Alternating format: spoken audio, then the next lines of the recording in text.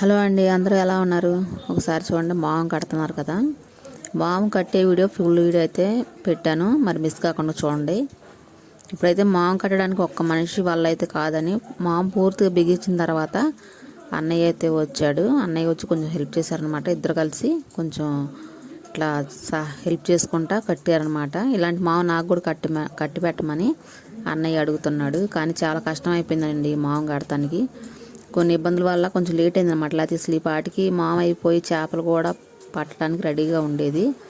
కానీ ఇప్పుడు చాలా లేట్ అయిపోయింది. చూసారు కదా ఎంత రిస్క్ పడాల్సి వస్తుంది ఆ మామ కడతాం. చాలా తేలిక అనుకుంటారు చూడటానికి, కానీ కట్టడం చాలా కష్టం అండి.